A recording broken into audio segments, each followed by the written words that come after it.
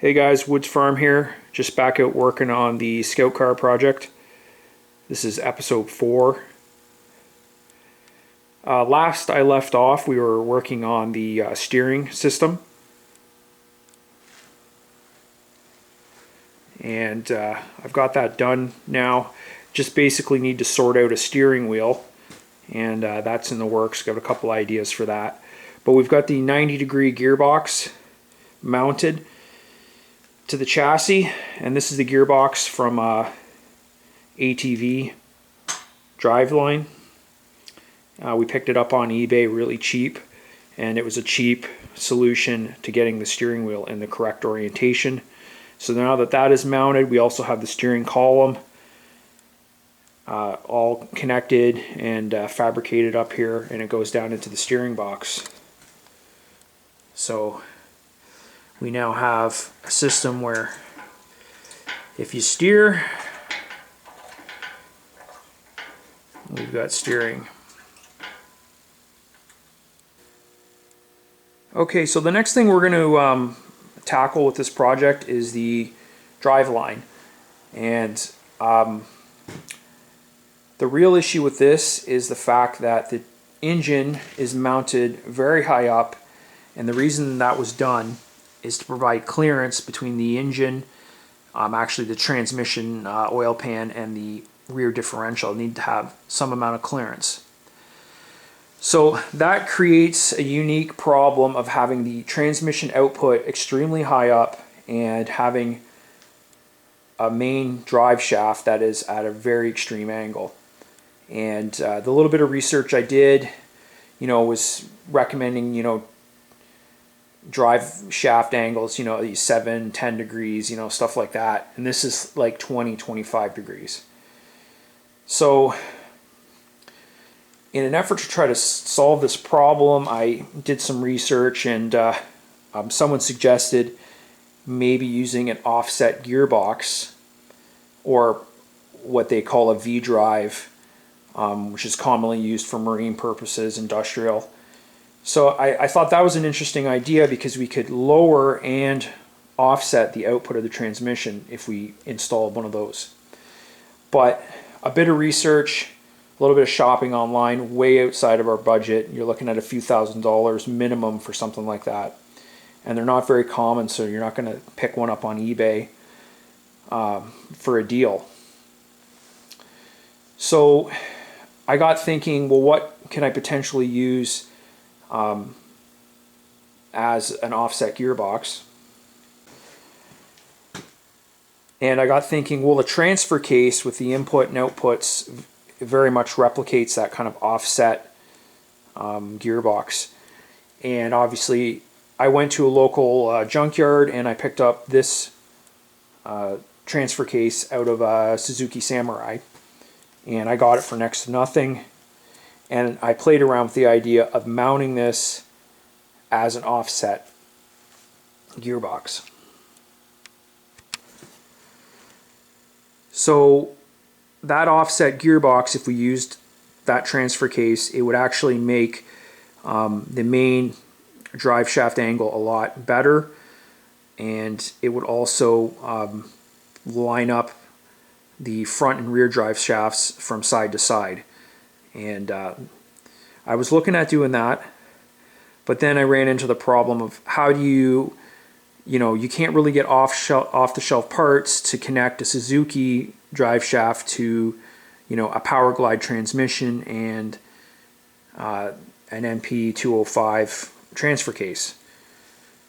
So at that point I reached out to a local drive shaft shop to get some advice, and I sent them some diagrams that I made kind of showing the problem, and he didn't think using the Suzuki transfer case as an offset gearbox was a crazy idea, but he definitely pointed out that it's just another layer of complexity to the project. And he looked at the angles that I kind of gave him in the diagrams, and he said, we can actually probably run the main drive shaft at the angle that we have. And the way he explained that was what happens is when you run a drive shaft at an angle like 20 or 30 degrees, it affects the longevity of the U-joint itself. So if at optimum angles your drive shaft is set up, you'll get 100% life out of the U-joint. But if you run it at a higher angle, you end up, reducing the lifespan of the U-joint down to like 20 or 30%. But because of how we're going to be using this vehicle, we're going to put very few kilometers on it and only be driving it at really slow speeds. That's something we can actually live with. He recognized that when I explained to him, how the vehicle is going to be used.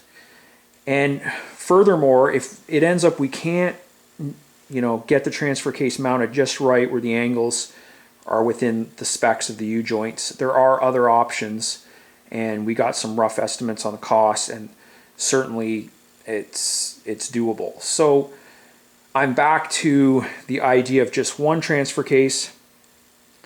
And right now that I've talked to the drive shaft guys, they've looked at the diagrams and they've given me advice on where to put this. I can actually start making a cross member that this transfer case can get bolted up to. So I had to buy new bushings for the mounts for the MP205 transfer case. So these are, it has 4 bolt points, and they have a rubber bushing.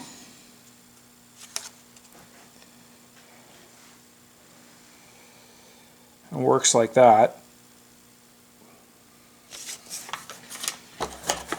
I actually managed to get these on Amazon.ca.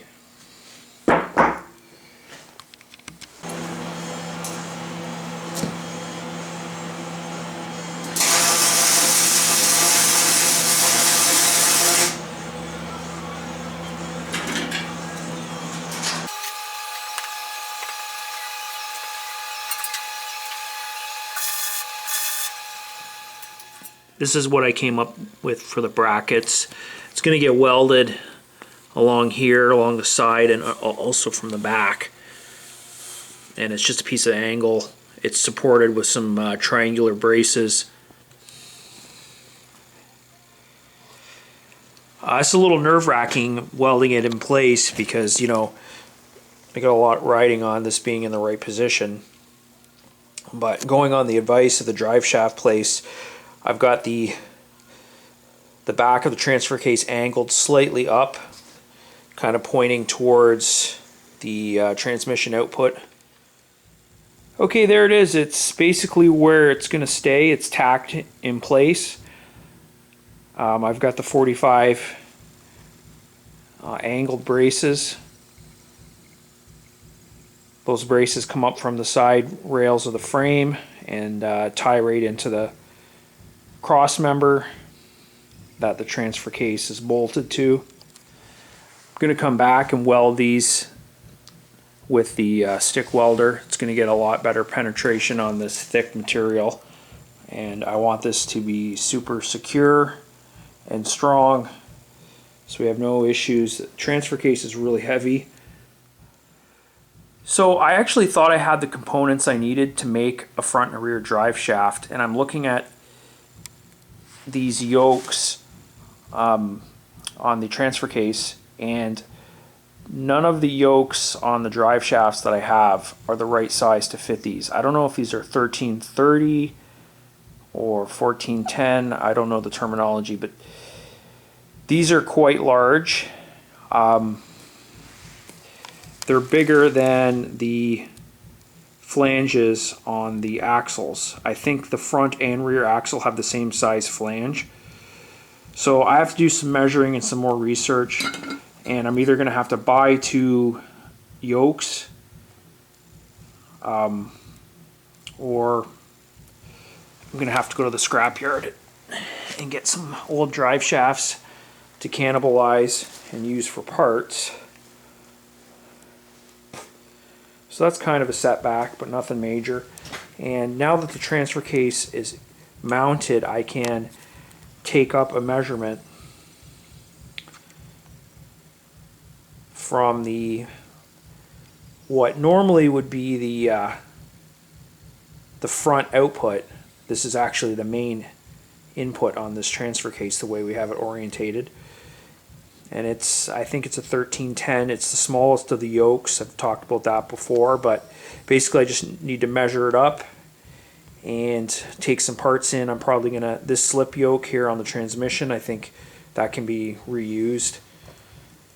And I'm gonna have those guys build the main drive shaft. And once that's done, I can play around with how I'm gonna build a tunnel to cover up the actual drive shaft. So I've got some ideas for that. But you see this brace here. I think what I'm gonna do is I'm just gonna come up as high as I need to provide clearance for the transmission output and the drive shaft, and then I'm going to drop down from that point. And also what's going to happen is, incorporated into the tunnel, I'm going to use the structure of that for a mounting point for the pedestal for the future turret, if that makes sense. So this has to be well thought out and really strong. So I've got some materials. I just picked up some more metal yesterday, so I've got lots of materials to work with. I'm going to incorporate this 2-inch by 3-inch tubing into the tunnel structure, and that's going to be part of the area where the pintle for the turret would mount to. So there's going to be at least one more heavy-duty cross member coming across here, and then we'll know exactly how the floor is going to play out after that. Okay, I think we're going to wrap this video up here. Still a lot of fabricating to do, but I do have lots of work to keep me going over the Christmas holidays. Still got to finish those shock towers. I still got to figure out something in terms of a steering wheel.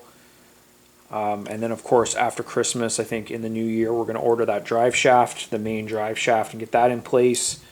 And then I want to start building the framework and the structure for the floor in the back, which will incorporate the tunnel to cover up the drive shaft. So those are all things that are going to be coming up pretty soon. If you have any questions, comments, suggestions, leave them below. And if you want to see more videos of the 222 Scout Car project, like and subscribe. And as always, thanks for watching.